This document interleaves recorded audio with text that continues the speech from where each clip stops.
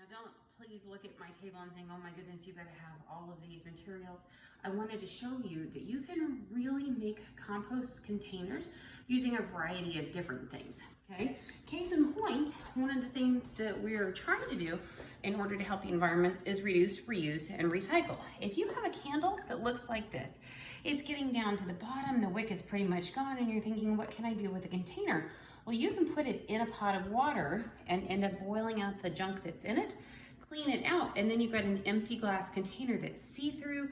You can cover it with some saran wrap and it'll work just fine, okay? Don't have one of those? Mason jars. You can use a mason jar, and again, use a little bit of saran wrap and a rubber band across the top. That'll work just fine.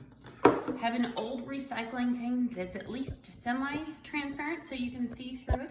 Here's an empty Chinese wonton soup container that I could use easily for the same reason. Likewise, if you have a smaller, you may not be able to make a huge compost bin, but you can still do it with a tiny little one like this. So use what you got and don't worry about the rest.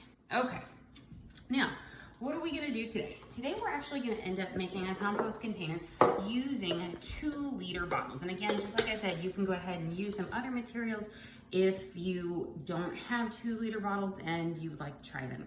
And you could even, worst case basis, give it a try with a Ziploc bag. I might be tempted to suggest with the Ziploc bag that you double bag it, just to be careful. Not quite sure how it would last in the long run, but you can give it a try and let me know how it works out. Okay, so I have 3 containers right here that we're going to be using, okay? And you'll notice that I've put some marks on each one for where I'm going to cut it. So I'm gonna cut this one at this black mark. I'm gonna cut this one here, and I'm going to cut this one here. All right, why don't you go ahead and make the same cuts that I do on yours. Now, if obviously this is definitely a job for a grown-up, you can use a box cutter if you've got one, just to get it started, maybe giving it a poke. Mine obviously isn't too sharp, or you can use a knife to get started. Again, if you're a grown-up, kids are not doing this part, and then you can use scissors to cut the rest.